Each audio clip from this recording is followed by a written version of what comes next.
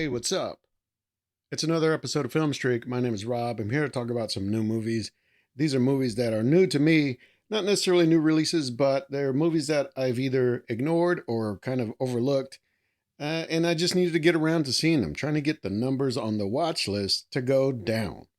Because I got way too many movies that I want to see and always new movies coming out. It's a problem, you know? So, this episode, I want to get into a genre that I feel like is a kind of a personal favorite, but also it's got enough history that sometimes it's hit and miss. The one thing I do want to encourage before we get into that is if you want to hear some previous episodes where I might have talked about this genre in the past, go to filmstreak.com. You can find other episodes there. You can also subscribe if you haven't already, if you haven't found this that way. If you happen to just stumble upon this, wow, well, cool. Thanks for checking this out. Thanks for stopping by. Otherwise, let's get into this. The film that I want to start this with is pretty recent. It's a film called Heist 88. The idea with this film is that it's based on a true story, and it's about this, I suppose, mastermind criminal who decides to recruit these young people who are working for a bank and exploit some of the sort of mechanisms of how money transfers are happening, right? Big dollar amounts, okay? And part of that is it's a little bit of like social engineering, it's a little bit of sort of gaming the system and knowing how to maybe subvert some expectations. You know, a big part of this story and this cast in this film is that it's all the characters, all the real people here are black. And there's a certain sort of dynamic that happens with not only the characters in the story, but the real situation where they're kind of feeling overlooked or actually being overlooked and maybe underestimated. And these characters in this film, they take advantage of that. You know, if you're going to not promote me, if you're not even going to acknowledge me, well, I'm going to take that sort of blind eye and I'm going to work with that. And, you know, the thing is, I think this film, it's a little bit, it's a little bit confusing because I think it's trying to paint this picture that these people, these young people, and the mastermind criminal here, played by Courtney B. Vance, who is always doing solid work, of course, but his character here of Jeremy Horn, right? He's kind of the leader of this. He finds these young people, he sees they're in tough situations, and he decides to make them a part of his crew and hatch this whole scheme to take all this money. Now, the thing is, these are all criminals, right? And this film, I think, tries to really sway us into believing, well, they're doing this for good reasons. Sure, I mean, they're down on their luck, they're having a hard time. Maybe they're not getting their respect or their worth in their jobs. But at the same time, they are committing a crime, you know. And on one hand, it's kind of a lighter take on a heist. You know, there's not really an actual like robbery that happens in the film. It feels very much, it feels more like some sort of like a scam or like a scheme to get this money versus one big moment, one big set piece where all of this happens. And in that sense, the stakes don't seem quite as high, right? Now, we're still dealing with a lot of money that these characters are involved with, but it feels like by kind of lowering the stakes of what they're actually doing, I think it's supposed to take some of the sting away from they're still doing criminal things. I just don't know how I feel about that with this film because I feel like it's trying to paint a positive picture of these young black characters and them willing to go to these links, but at the same time, they're going to these links in criminal ways. And I don't know if that's really as positive of a picture as I think it seems or it's supposed to be. So I'm just very mixed on how I feel about the characters in the film. I think it's well done, but I think there's just some sort of I don't know, there's like a gray zone that the film works in terms of the morality of it, you know? Is it exciting? I don't know if it's as exciting as some of the other films I want to talk about, but as a heist thriller, I think it's not really either one of those. The next film I want to talk about is a film called Dragged Across Concrete. This is a film that is totally in the opposite direction, right? Is a complete 180, where this is about two cops who, at the beginning of the film, we see these two cops. They're played by Vince Vaughn and Mel Gibson, and they are involved in an investigation and they are accused, and we see the rough treatment they have towards people on the street. They're a couple of rough and tumble characters. And so this film is written and directed by S. Craig Zoller, who, if you know him or if you know Brawl in Cell Block 99 and Bone Tomahawk, which I have not seen yet, I've got that on the list, but Brawl in Cell Block 99 is a brutal, like a punishing sort of descent into darkness, right? And it's got a little bit of humor. It's got some very dry, kind of strange wit to it. And this is in the same vein, right? It's about these two guys. Yeah, there is a little bit of kind of, there's a little bit of like the author's hand, the writer's hand in the mix, where you can kind of feel these two characters saying things that they're almost like proselytizing, right? There's some moments in the film where they're really commenting on today's culture and what police are and aren't allowed to get away with, and how the public and the sort of society sees their role. And look, you could agree with it or not agree with it. I just think it feels weird in the middle of some of the scenes that it's happening in. But that aside, right, the social commentary of it, this film is a really interesting exercise in one long extended heist.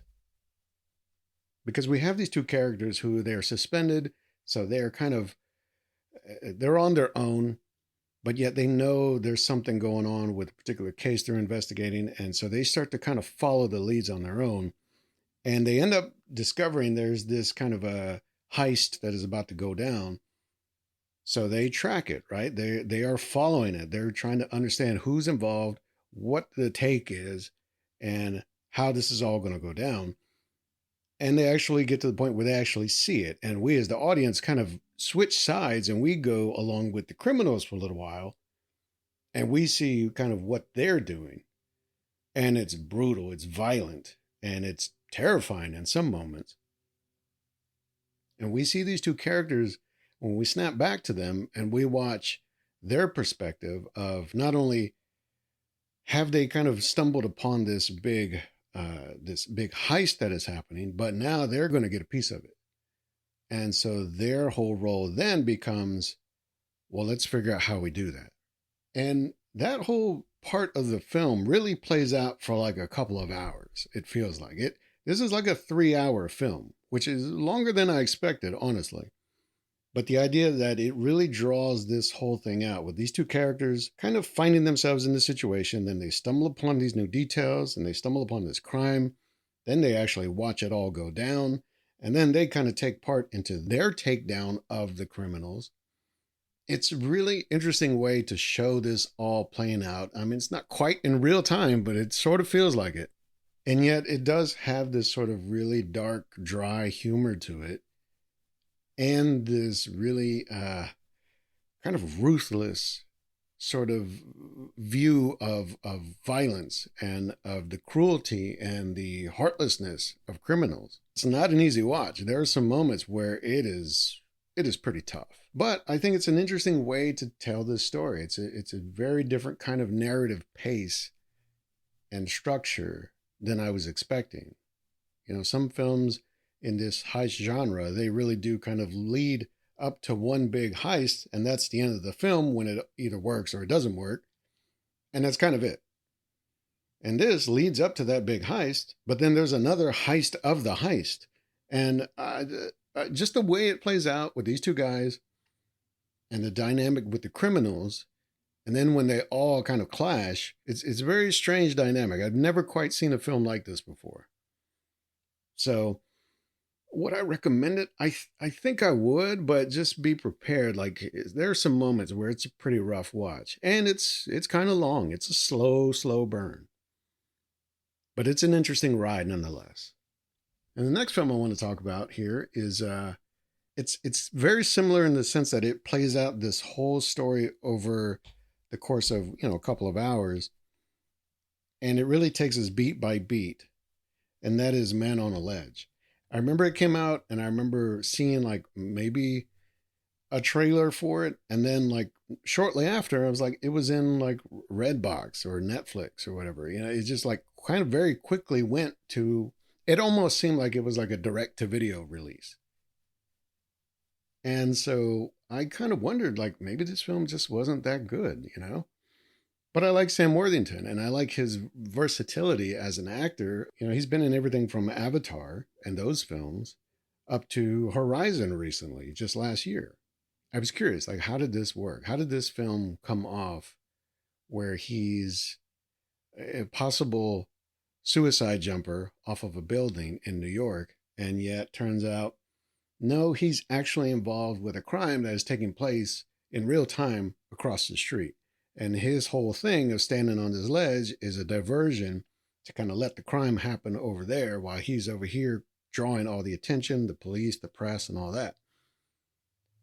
And I got to say, the other surprise with this film is Ed Harris is in this. And man, if Ed Harris ever plays a soft and cuddly and warm, loving, like father or husband, I will be totally surprised.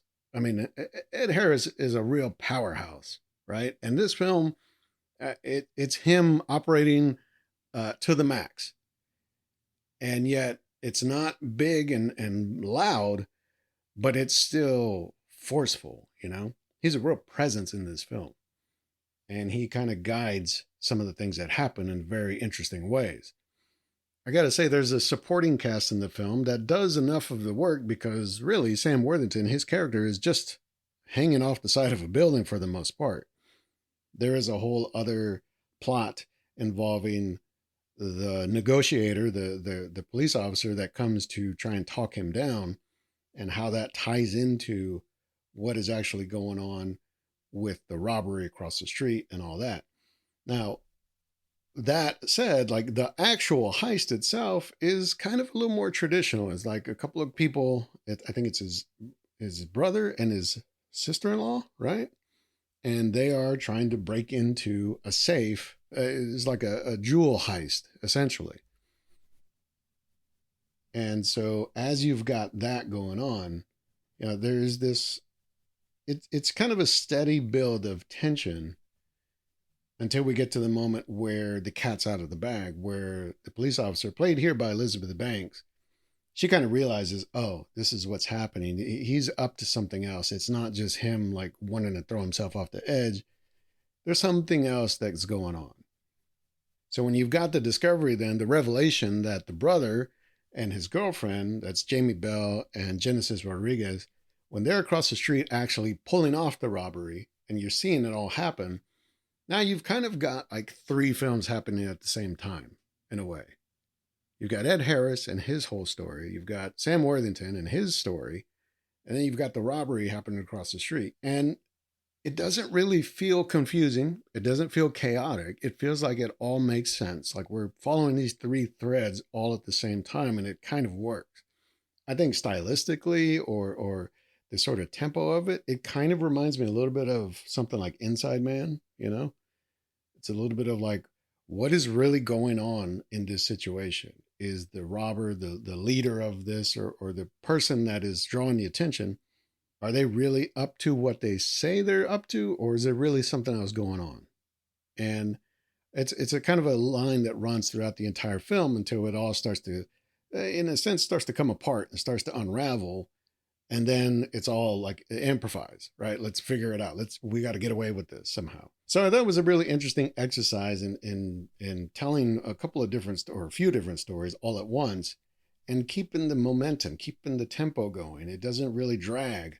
It feels like it's pretty steady. So the next film I want to talk about here is it's a film called Empire State.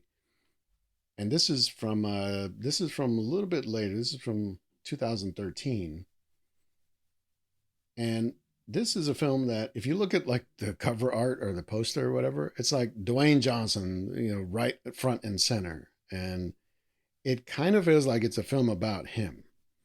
Like somehow he's the main character, and it's not. It really is about Liam Hemsworth and his character Chris, and his buddy, who's kind of the Joe Pesci to his Robert De Niro, right? It's Michael Angarano, and he plays Eddie, and he's kind of the loose cannon. You're never really sure what he's going to do, what he's going to say. He's going to open his mouth and give something away or say something to somebody. And these two young guys, they get into this plot where, oh, one of them's going to work for this armored car company, and they realize, oh, nobody really is watching this. Nobody's paying attention. You could just like lift a bag of cash and walk out. And who's going to be any wiser? And so when they kind of come up with this plot of like, well, let's just take a lot of bags of cash, that's when the police start to get involved. And one of them is Dwayne Johnson, who comes in to kind of figure out who's really, is this an inside job? Who's got the inside track on how to make this happen, right? And so it's a little bit of cat and mouse, but not really. It really is more about these two young guys. And takes place in what, the 70s or the 80s or something. So there is a whole different kind of period element to this also that I think it helps the story a little bit because you don't have the thing of, if this film were to take place today, well, cell phones would just totally just kill this film. Like this is not a story, right? Cell phones, security, surveillance, all the technology of today, this film doesn't work. And yet, I mean, this is also, it's based on a true story too. So it's not the first time I've seen Liam Hemsworth in a film, of course. I feel like he really carries this. I think there's something to be said for carrying a film that Dwayne Johnson is in. Michael Angarano is doing just as much work here. He's really kind of, actually, he kind of steals the scenes. He's the one that really takes over when he's on screen. You watch him because you wonder, like, what is he going to do? He's sweaty, he's erratic, he's got like wild eyes, and yet he doesn't seem like a total animal. He's just like, he's the wild card. That's it. So it's an interesting dynamic, and then to set it against this world of armored cars and the idea of like, oh, man, we're struggling, we're down on luck. Let's get this money. And unlike Heist 88, this film really kind of paints the picture of like, no, these guys aren't up to any good. Yeah, they're tight on money. They're doing what they can. This is a hustle for them, but they know, oh, this is going to be trouble one day. It's not this kind of lofty goal to, we're going to set the world straight and we're going to make our presence known. It's like, nah, man, we're just trying to get by. And if we have to hurt somebody, I guess we will. And I think that's a big difference, to show this sort of the darker side of crime. I mean, this film works in that sense, and it shows the sacrifice and the cost that these people end up paying. The next film I want to talk about here is it kind of goes back in the other direction, right? This is a much lighter. It's really a comedy in a way. It's called Mad Money, and this is from a while back. This is from 2008. And this has got as its main cast, it's Diane Keaton, who is this, Katie Holmes, and Queen Latifah. And they are these women who work for the Federal Reserve. And that is, part of the reason I want to talk about all these films is Den of Thieves. And the Den of Thieves, the original film, that's the big thing. They hold up the Federal Reserve, right? They take the money that's about to be shredded or destroyed, and they make it theirs. And who's going to be any wiser, right? You got this kind of phantom cash that's just floating around. Why not take it, use it? So this film is kind of the same thing, although it's a very different take. It's about a woman who is used to a certain lifestyle, ends up kind of on the rocks, and decides, well, I got to get a job somewhere. Ooh, what if I got a job here? And what if there was some way to get something else out of it? And she recruits the other two, Katie Holmes, Queen Latifah. She recruits them as people who are also struggling. And ropes them into this whole scheme to take this money. And even when they get the first little taste and they get away with it, it's like, we gotta go back. We gotta get more. And so I think that's where this film tries to really lay in the comedy of like, well, of course this is ridiculous. Like, who would do this? Who would think they could get away with this? And when they see that they get away with, then it becomes like, oh, well, where do we find the problems? Where do we kind of hit the roadblocks of like, oh, hey, yeah, we can't spend this money yet, or we can't draw attention to ourselves. And so I think as a comedy, this sort of approach works. As like a serious, like a thriller or a drama, even, it's hard to paint these people as like good natured people. But when you lay in the comedy, I think that kind of takes away some of the bite of these people are actually committing serious crimes. They're not hurting anybody, but they're taking money that's not theirs, right? They're doing illegal things. And and yet at the same time, look, it's not like this is necessarily a great film. It's got a lot of kind of TV movie vibes, It feels a little bit like Lifetime movie-ish. It's fun in some ways. I'll say this: it's got an interesting music selection. Whoever did the music coordinating, they've got a good ear. I like some of the songs played in the film, but I think in general, it's kind of strange to see such a lighter take on this kind of I don't know, let's say genre, right? It's not necessarily a heist. It's more of a scheme, just like in Heist 88. And, the fact that all three of these characters are women, I guess that's sort of the similar dynamic that in Heist 88 you see where you've got all the characters are black. So they're maybe overlooked, undervalued, and maybe they feel like they are owed a little more out of life, and they're willing to take these risks to get it. And I think the main difference, though, is that this is not played so seriously. This is played a little more like it's kind of fun in a way. I don't know which I prefer. If you make stealing a lot of money fun, or you make it exciting, or if you make it dangerous, like which is more realistic and which is more entertaining, I guess. So this is just another angle on it. And meanwhile, I've got a couple of other films here that I feel like are lesser known releases. And I think the results kind of speak to that. I've got a film here called Ida Red, which it involves a sort of a strange kind of, I guess, a family dynamic to it. You've got characters here, Josh Hartnett, Frank Grillo, and they are in the robbery business and they are trying to save their mother. And there's an element of this that feels very kind of grounded and gritty and dangerous. And yet there's just enough little touches that I feel like this this feels like other films I've seen. And I can't quite peg it. There's like, for instance, there's a couple of music cues that feel like they're from other films. And that's not necessarily a bad thing. And it could just be a total coincidence, of course, but I can't help but like when I hear certain things that drop in the soundtrack, in the score, all I can hear is Sicario, right? And that doesn't mean this is trying to be that film, but I guess it feels like it's on that sort of heavy, weighty kind of vibe. Like this world is dangerous and these people might be dangerous and you're getting involved with dangerous things. All that is the same. But I think there's a just kind of a very small quality to this film. It is a very personal story. It's about these brothers, this family, and them trying to do something to get by.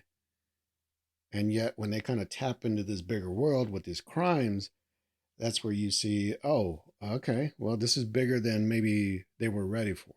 I think it was okay. The execution is great. It looks like a well put together film. I just don't see the big appeal of this story necessarily. And so, kind of the same thing applies with this next film called The Channel. Here we've got these two characters that they're brothers. It's Max Martini, Clayne Crawford, and they go on this bank robbery job, and it all starts to go wrong, and they've kind of got to shoot and fight and run their way out of it. And so that's a big part of the film. It's a pretty big set piece in the middle of the film. And a lot of it has to do with the staging and the action of it. And I think some of that's really well done. I feel like there are some performances here that are a little bit lacking. You know, some of the other people around these characters, the officers that are chasing them, some of the other characters around them, not quite up to the task, I feel like, you know. But it's decent enough. I feel like it's got some pretty interesting, kind of entertaining moments. But I don't know. It's not one that I'm really going to kind of look back on at any point, I think.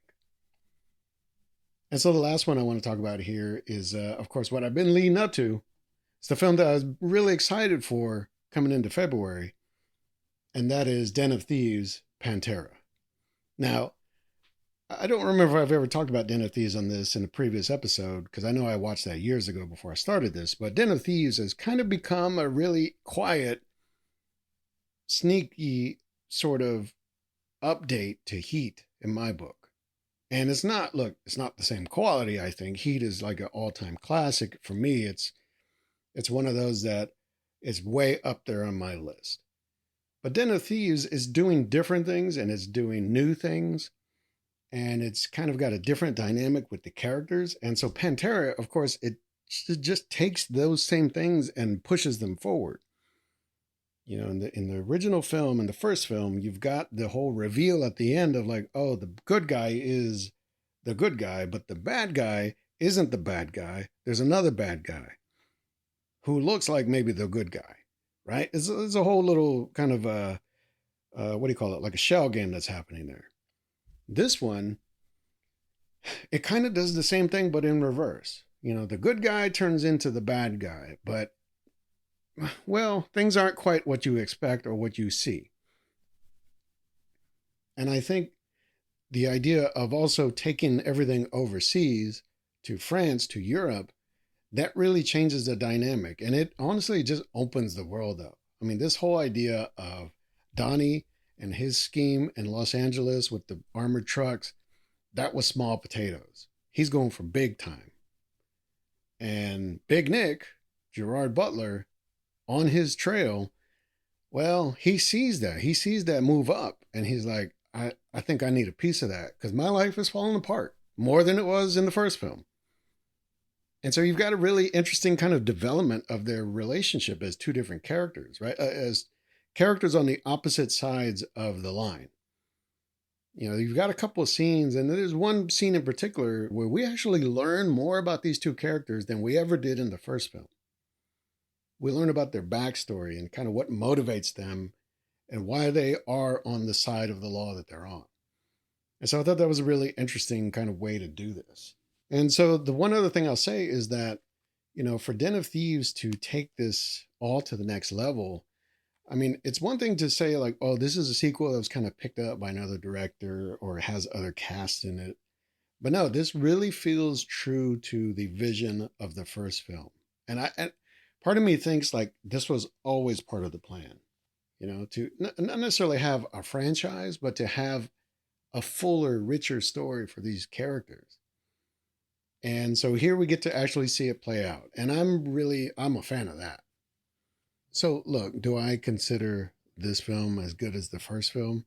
I don't know. I mean, you know, I can see a lot of people probably don't even know what the first film is, haven't even seen it, much less maybe consider it of quality of some of the other films, bigger, sort of more known, higher profile heist films. But I think this has some legs to it. This has something interesting about it, whether it's just, it feels more contemporary. It feels more, I don't know, slick, or feels more gritty. There's something different in this series now because there's also a third film on the books. And whether these two characters of Donnie and Big Nick and their sort of cat and mouse with each other, or their dance that they're doing, whether that turns into a thing or maybe it even spins out into other characters and other stories, who knows? I just think this is a really interesting new universe that is kind of opened up in this heist genre. And this film is no different in the sense that it builds towards a pretty big heist and the consequences of it, the ramifications of it, right? The getaway and the violence that can happen. So I think this is a pretty solid effort, in this genre. I think it's something that if you're a fan of these kinds of films, this one, it works. It doesn't feel like a cash grab. It feels like it really is trying to do something bigger and bolder than the first film. So anyway, that's a run of some more recent heist thriller genre films, and I gotta say, it is a mixed bag. There are some that are really great and really interesting, and some that maybe they have some elements to them that are intriguing, but maybe not always quite pulled off in the entertainment value. So anyway, that's it for this episode. If you want to hear some others, go to filmstreak.com. You can find all the episodes there. You can sign up to get these by email. You can subscribe. You can even find a list of all of these films. We're talking over 600 now, going up on 700 someday soon. That is a list of films that I've been keeping track of. Every film that's been talked about on this podcast. You can go to IMDb and add them to your list or rate them or whatever you want to do. Find out where to watch them. It helps, right?